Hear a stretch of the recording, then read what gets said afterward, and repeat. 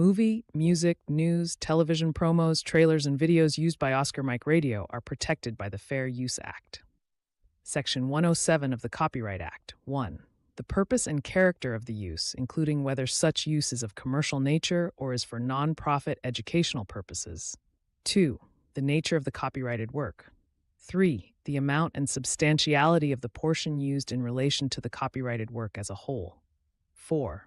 The effect of the use upon the potential market for or value of the copyrighted work.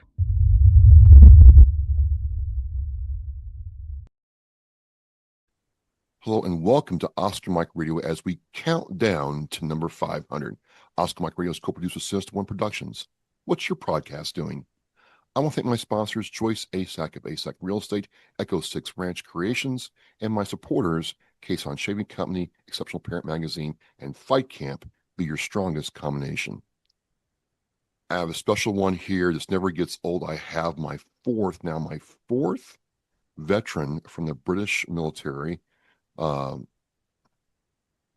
Queen and Country, or now King and Country. I want to welcome Ben Reed, who is a veteran, served in the British military, and now has his own platform business called redeployable.io to Oscar Mike Radio. Ben, welcome. Thank you for joining me. Oh, nice to meet you, Travis, and thanks for having me. So I get this across the wire that, hey, there's this veteran who's created this transition platform that's really done this in a different way. And he has, all these tools for veterans, UK and US based, and you got to talk to him. And I started digging into it. I created an account. I'm like, I'm in. But I'm really interested because I started looking at what you've done, what you've accomplished, and how you do it. And you have a very interesting story. And I got to ask about the UK military side of it. You worked on aircraft in the UK military? Yeah, I was I was an aircraft British Army aircraft technician was my title when I joined. Yeah, so yeah, it was a not really a well thought out career. I'll be honest with you, but I did it for 12 Okay. years. Yeah. How did that work? My older brother and my older sister were already in the British Army, so none of us went to university. I'd gone to like the British equivalent of college, so it's something called sixth form, which is like your A levels and then you go to university. I did that for 5 months and I absolutely hated it, and I wanted to follow my brother and sister into the army. So I went to an army careers office. That's what we have in the UK, like little careers offices in the north of England, and I did a test and scored really highly. So the first one was the police, and I didn't fancy being in the Royal Military Police. And then the next one was an avionics technician. I was like, that sounds all right. I'll go and become an avionics technician. I didn't actually end up being that, but that's kind of the decision-making process when I was 16-year-old. So Now, if you were aviation in the British Army, were you like with helicopters like it is in the US? correct. Majority rotary. Yeah. I did a bit of fixed wing. We had a few fixed wing platforms, but majority of my time was rotary helicopters. Yeah. Which platform did you work on? You train on Scout and Lynx, and then I went to a Lynx Mark 7 unit, and then we were something called Lynx Mark 9 Alpha, and then I did some Gazelle, I did some Islander, Defender, which are the fixed wing. So I stayed away from Apache because in the UK, if you're Apache, you kind of get posted to this kind of certain area, and you don't get out of it. That's where you stay, and I didn't want to go there, so I did everything I could to stay away from Apache, which The I did. Lynx is a pretty cool helicopter. It's a slicker, transport, but it also has attack variants, right? Yeah, yeah, and none that I'd worked on other than some guns on the side for the crew, but yeah, it's good. I enjoyed it. I enjoyed all that time. It's fun. What prompted you to leave the British military then? Was it just your contract was up and it was time to move on, or did you have some other purpose? So I left at 11 years, and you get your half pension at 12, but you kind of like you've got a choice in the British Army in my trade where you go and take a 18, 24-month course and become an artificer, and then you kind of time bound for another, you get a degree out of that, you're time bound for another minimum 5, 6 years, or you leave at that 12-year point. And I had a ton of friends doing some pretty cool things out on Civvy Street. So I decided I was gonna make the jump. I wanted to earn a bit more money. I'll be frank. Like I felt like I wasn't earning enough money at that point in my life. So I Well, I pursued mean, we all different get out things. for different reasons, right? But looking at your LinkedIn, and I did look at your LinkedIn, it looks like you were able to get out and get into, the business world and sales, and you were pretty successful at it. Yeah, like on the grand scheme of things, I think I've done all right. I'm from like a working class Northern England background, right? So I watched my dad graft and work hard all of his life. So I've got a little bit of that in me. I believe in a lot of hard work and I'm quite competitive.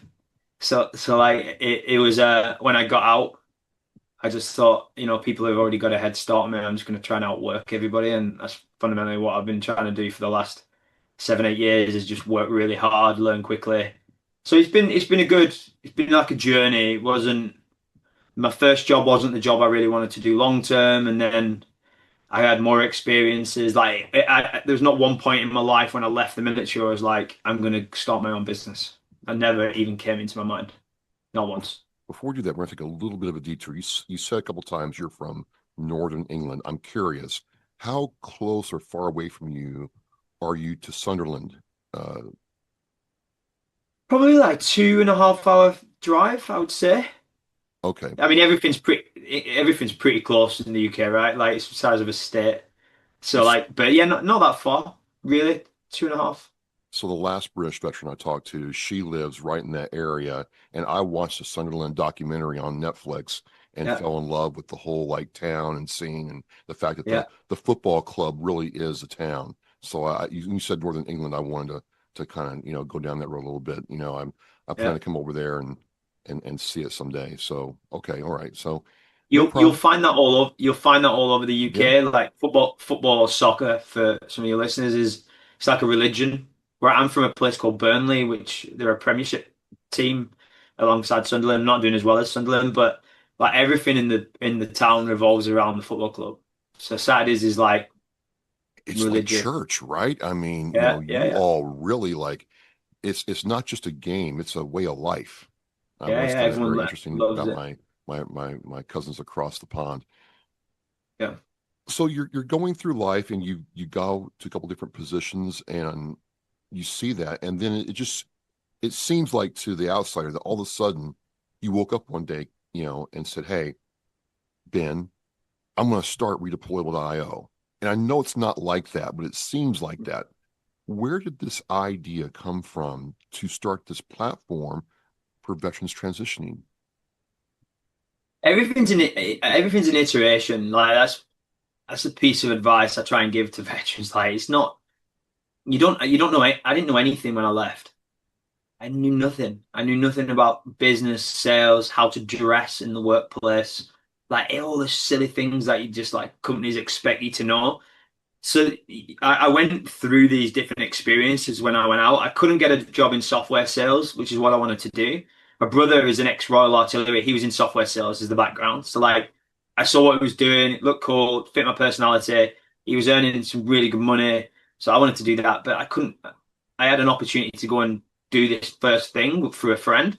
Did that, then got into software sales, and then something fortuitous happened in that business where they acquired a startup, and I worked with the startup founder, and then I started to understand startups a little bit more. Then I went to a startup as the head of sales about 4 years after being out of the military, and like then I experienced working with the founders more like directly and being on a leadership team. So it's like it's all like a journey. It's not like a big bang kind of thing, right? Um, but through all of that, I'd landed in this amazing career because of my brother fundamentally and friends who were doing it, who told me about it. I had that kind of this people who knew who I was and my personality, and they knew what this job was all like. So I had my like personal career coach, and like super fortunate, right? Like that I had that, Yeah, and yeah. I'm thankful. But like a lot of people don't have that. So I was trying to help friends transition into software sales, and I've helped quite a few of my friends who are now doing awesome veterans who are doing awesome in different careers like selling software. So I was doing that, and I was like, well, why are they having to be lucky that I know about it and I know them? Like, why does everybody not get a look into these kinds of opportunities? And I saw a lot of people who were underemployed. They weren't unemployed. My group of friends weren't unemployed. They were underemployed. So like they had jobs, but they weren't enjoying them. Probably weren't paid accordingly. It's just kind of existing in a role. So I just saw it, and I was like, I was in a fortunate position financially at that point. Um, so I decided I was just going to go and kind of figure out that. I give myself 12 months to figure out, well, why is the system like it is? So as you go through this 12-month period, what did you find out about the system and that led to redeployable being created? Well, I started redeployable, but I didn't know exactly what I want it to be. Yeah. So I give myself that 12-month grace to say, like, let's go and figure it out. Like, I'm gonna go and dive into it. And I think it's super complex. I think one of the challenges is everybody just assumes that we're all the same. Like, you're a veteran, I'm a veteran, therefore, it's even in my family and my sister, my brother, and myself, like, completely different ranks, different trades. Like my brother didn't even have a trade, so like we're just different skills, different experiences, but we're all assumed to be the same people from people who don't know, right? And Right, right. I think that's one of the biggest challenges is you might as well be looking at a software engineer and a salesperson. Like they've got the same core ethos around the way in which they operate, generally, not everybody, but generally. But they've got a completely different job. So to put them through the same process to transition out of the military to me is the craziest thing in the world. So I just discovered that, the system is set up for volume and it's not really personal to people when you're No, transitioning, no. really, No, is one of because the biggest even in the things. US, the separation process from the military is a cookie cutter process. You're all put in the room, you're all given a checklist, you're all told to get certified copies of your DD 214. See ya. Yeah. Thank you for Yeah. service. Now it's time to leave. So interesting. So at its core, then, what is the redeployable.io platform? I mean, it solves that problem, right? It's like the first big question is like, what do I do next? I try and explain this to people who don't understand. It's like the only real like um comparison is like when you're leaving school. Like, what do I do when I grow up? It's like when you're leaving the military, like, what do I do when I grow up? Like, I don't understand anything out there really. So we help them solve that problem. Like, we first and foremost look at their own personal experiences and what they want in the future and what they've done in their career, and we identify a ton of skills that they've developed. And then rather than just say, "Hey, we think you'd be really good at this job," we build simulations, like let you try jobs out. But off all the back of that, we're then solving a problem for the employer, and the problem for the employers is resumes do not tell the full story of what someone in the military or someone who's been in the military is capable of. So we use a lot of that data that we collect through that experience and say to veterans, "Hey, like you should explore this company and you should share your skills and share how you perform within the simulation." So it makes it easier for the employers to make decisions and bring people into the interview process. So it's two-sided marketplace, but there's a ton of intelligence. We use a lot of AI to kind of build a picture of an individual and fundamentally sell them and their capabilities to big employers. So when a veteran goes to your platform, and first of all, one thing I noticed because I went to the platform and signed up is it's not just UK centric. Like there was once I answered the question and affirmed that I was a US veteran, the questions changed, to everything to did you serve in the Marine Corps, what was your rank, so on and so forth. So Yeah. that led me to ask, how many countries does your platform support? Is it just the UK and the US, or is it more countries than that? Yeah, I'm smiling because it's just the UK and US. It's a pain just to do two. So like, and the US military is an absolute minefield of units. We're learning all the time. So there's fundamentally two platforms or two Sure. experiences, and one is that of a US veteran, and one is that of a UK veteran, and all the way from the units and the things that we identify and the skills that we identify is related to each country, but even just the language, right? You Right. know, It'd be different.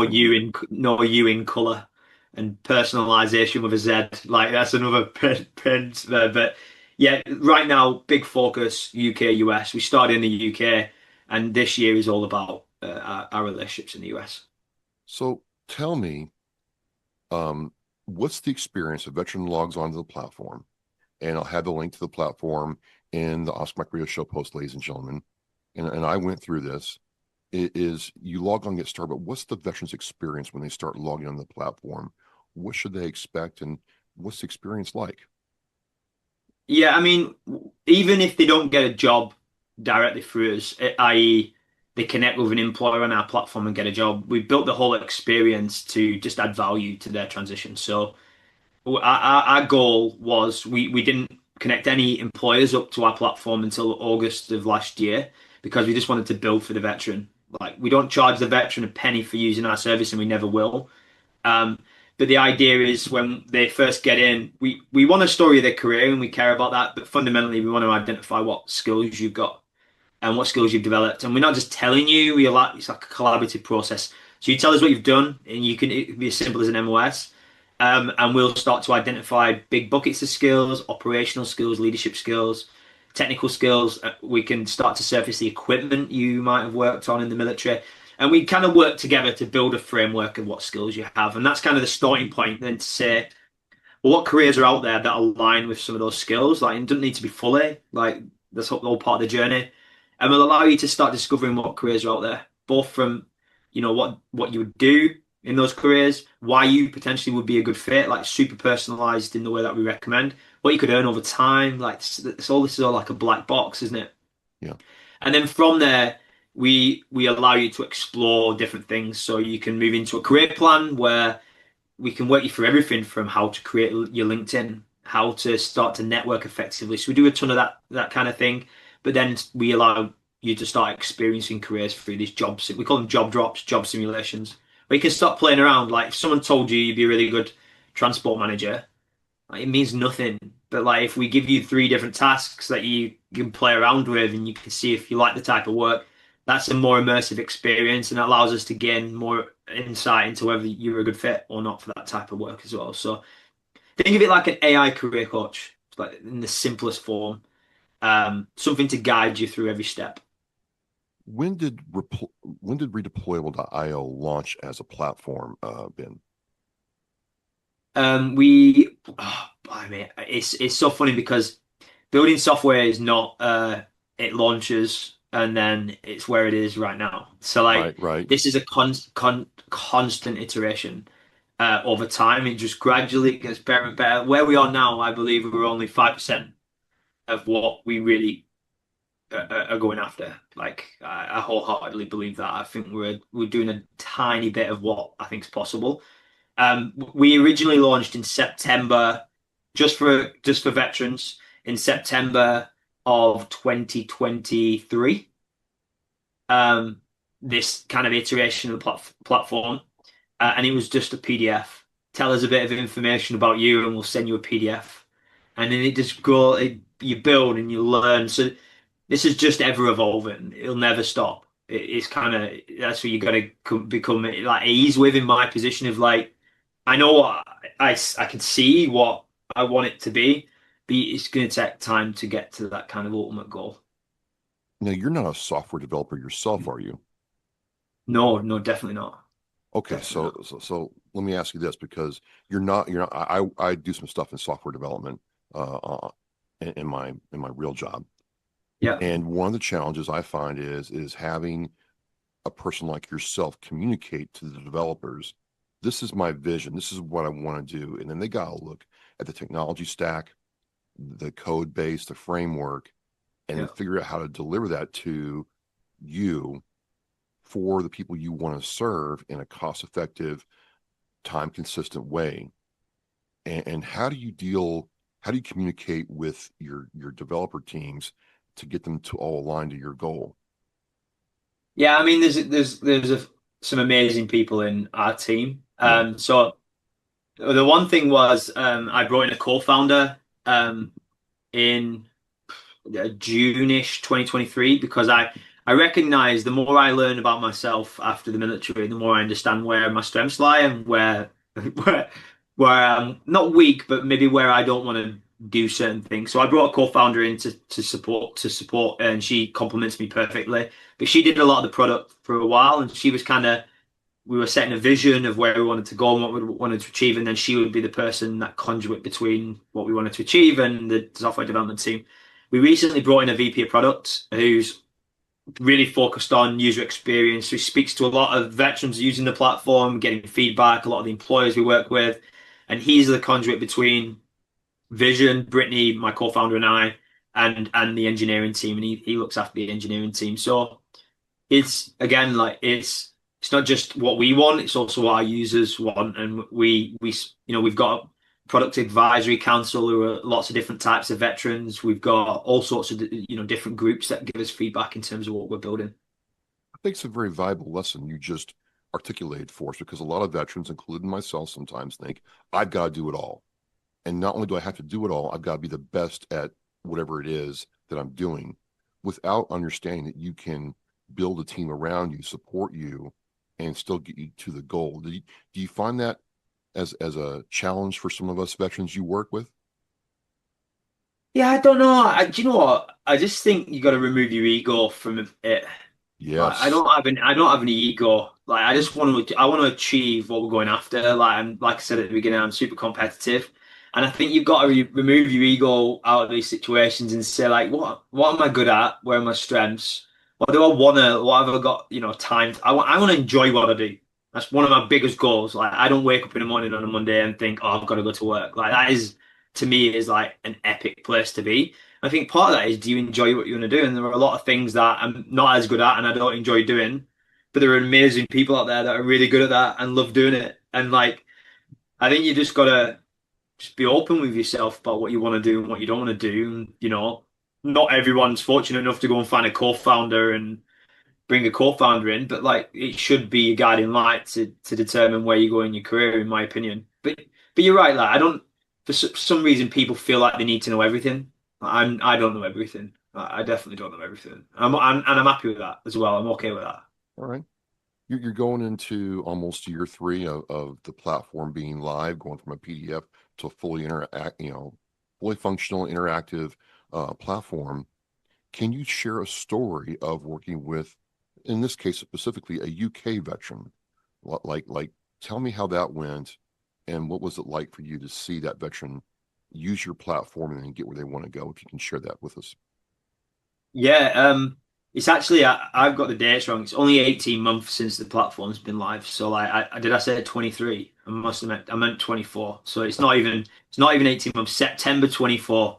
We're in 2026, aren't we? But blimey, do you know what? I take it even a step back from that Okay. because to figure to figure out what we were going to build, we needed to have a certain amount of experiences prior to even launching the tech.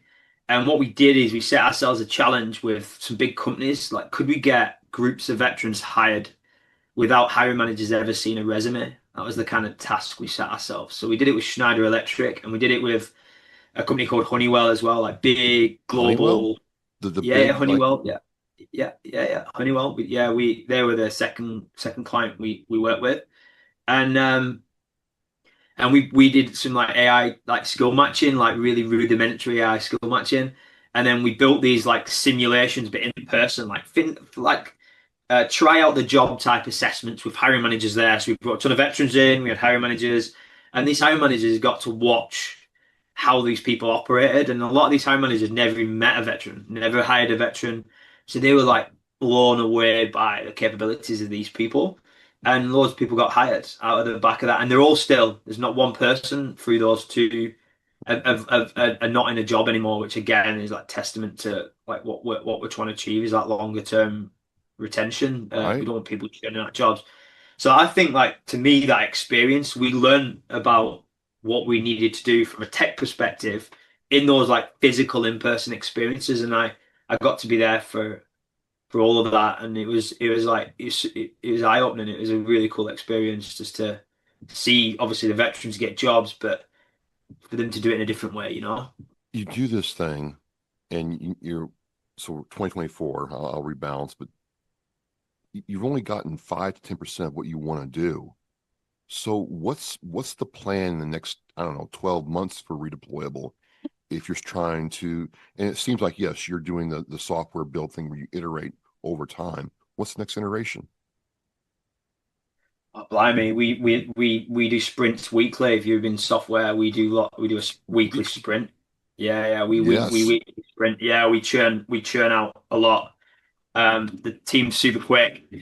So from a product perspective, like we know we're starting to scale to some really big global clients. So that's everything changes, right? You need to deal in the startup world. There are different stages, and like you get to a critical mass, and then you got to figure out, well, what's going to break when we get to this stage and this stage. So there's always an iteration, but for us this year, it's all about the US. Like I'm spending a lot of time in the US this year. We've got some awesome partnerships in the US, signing some really big clients in the US. So it's just about momentum for us. Momentum, capital. It's not cheap to build technology No. and go to the US. So it's just keep that momentum going, like pace. We need to keep going at pace is like the plan this year. You come to the US and start working with these US companies and US veterans. Are there any significant differences besides the obvious? To your earlier point, the military is different. Sure, we know that, but anything else, culturally that you're having to adjust to, or the way the US versus UK works that you can share? I think culturally for us, it's an easier culture to discuss our community in the US than it is in the UK. It's just baked into your community, your like the US, like veteran is, you just probably more well regarded, I would say, in the US. We just don't have this culture of thank you for your service. Like people don't say that in the UK, right? It's not a thing in the UK. Even So even it's the just what about the Poppy and Remembrance Day though? yeah, but that again, like that's a month leading up to it. Yeah, yeah. So like yeah, 100%. The country turns on around November. A lot of people get poppies, and you have remembrance. But I think generally the discussion around veterans is different in the UK versus the US. It's Okay. just more. I feel like there's more support for veterans in the US than there is in the UK, which obviously makes me sad because I think there's a lot of like amazing capability and skills coming out of the military. But it's starting to change slowly in the UK. Like more companies are starting to switch on to the fact that these people are not, you don't just hire them for charity, you hire them because actually they'll make a difference in the business and they might stay longer and they'll get to productivity quicker. So, but that's generally my take is everyone's super supportive in the US and people care massively about veterans in the US. Now, one thing I want to reiterate because I'm like I'm going through your platform, I'm signing up, and I'm like, okay, when do I need my credit card for this? When do I need to start? This has got to be some kind of subscription thing for the veteran. I didn't find any. So No, this is in fact no cost to the veteran. no, well, it is cost because you got to spend some time. I mean, no financial cost, excuse me. Yeah, no financial cost, but we expect a little bit of effort. Like we don't just give people anything for free. Like you got to put a little bit of work in. But yeah, like you don't join the military to become wealthy. No. You're not wealthy when you're leaving. Like so, why would at the end of the day we identify significant challenges in the workforce, like we in certain industries, and we identify skills and we fundamentally charge employers for the service, and that's where we make our money. We're not a non-profit, we're a for-profit. We've been invested in, we've got US investors, we've got UK investors. But like why would we ever charge the veteran? I will never, you've got this locked in. I will never charge the veteran for using our service. Well, when I went through the redeployable platform myself, I'm like, okay, this is taking some time. What was really interesting was as I went through it, I'm like, wow, okay, for the first time in a very long time, there's some actual structure around what I did in the Marine Corps, Yeah. which it's one thing to go into a job office or a veteran's job office and have somebody tell you, well, you've got organizational skills or leadership skills, but it's another matter entirely to take what I did and break down the characteristics and attributes to say this is what you got from your military service. And so you're right. I think I would tell veterans like, look, don't think you're gonna get through this in like 2 or 5 minutes. Take some time and do the homework. So I definitely appreciate that aspect of the platform. Yeah, I mean, if you don't want to get into a stable career, like if you want to get into something where you are underemployed, don't put any effort in, right? Like you've got to be a little bit of effort here. I'll always say that you've got these things don't come easy, and you've got to put a little bit of work in. But like hopefully with people who put a little bit of work into our platform and start to understand themselves more and their skills and what's out there, it'll pay off, you know. And we've got a little once somebody gets through the whole career plan in our platform, which is an epic, by the way, like is to get right to the end, like everything. They get a certificate that they put on LinkedIn, which is like a redeployable cert to say they're career ready. And like I love it when I see people who've done that and they get it on LinkedIn. Like they've really put the work in, you know, they've really put the work in. So yeah, you can get a little bit of value from you get value from little bits of it, but it does require a bit of effort. No problem at all. No problem at all. So many veterans create, companies, music, art, work in nonprofits and do business. I always ask them, like, now that you've been in this game for a little while, what does your company and the people that support you mean to you personally, Ben? So, it's sometimes a little bit too much. Yeah. I need to sometimes try. My big thing this year is trying to not take a step back because I'll never be able to take a step back, but like try and find time for other things in my life that'll make me perform better in the work environment, in the business environment. So I care a lot about it. Like again, back I'm just competitive. Just wanna. I don't even know what I want to win. I just want to win, and I think winning in this eyes is like getting our technology in front of as many veterans, hundreds of thousands of veterans every year, like changing the way in which they're understood. Like, I don't know what that ultimate win is, but like that competitiveness drives me to want to do 18 hours, 19 hours a day, like wake up in the morning and think about it, go to bed and think about it. So it means a lot. I think the mission, like what I'm doing, I get out of bed and it lights a fire up you know, it's like a good thing to go after. I enjoy that. I enjoy that as well. But for me, personally, I'm open to being like completely transparent with people. Sometimes you need to do, do other things as well to try and like give you a bit of thinking time and get you Yeah. out of the fire. So Now, is it the fact you like to win, or is it the chase that really, fires Ben's engine up? I don't know. I think it's just like challenge. You like the I think it's challenge. just challenge in general. Yeah. Yeah, I feel like I'm just getting better as an individual as well, right? Like I'm learning. I need to be stimulated mentally. That's how I feel about myself. I'm quite my wife would tell you like I'm always on. So I just need stimulation and like I need to be busy and doing things and learning. So this kind of like deals with that as well, right? So yeah. Well, speaking of your wife, let's take this a little closer. What do your siblings think about their brother doing all this stuff? They went through the military and with their story and their journey and transitioned one way or the other. And here you've done all this. What do they think of their brother when they talk to you? I think they think I'm a little bit mental. I'd They say wouldn't be that. your siblings otherwise. Yeah. They think I'm a bit. They think I'm crazy. Um, no, they're supportive. I've got a really good relationship with both of them. They're great. They're a great older brother and sister. I speak to them all the time. They're doing amazing things since they've been out as well. My sister's a director in a large global enterprise. My brother's a senior account executive, enterprise account executive in a software company out of Atlanta. So like they're doing good stuff as well, you know. So they've always been supportive. All my family, I'm very lucky. I've got a really supportive family. Very nice, very nice. How can people connect with Redeployable as a company or the platform? And tell us about that, please. Yeah, so you called it out earlier on, redeployable.io. Um, Connect with me. We're a team as well, like a lot of veterans in our team as well. So like we're also there are also people behind this, and we always say this, you know, So you can connect with us on LinkedIn, connect with my team on LinkedIn.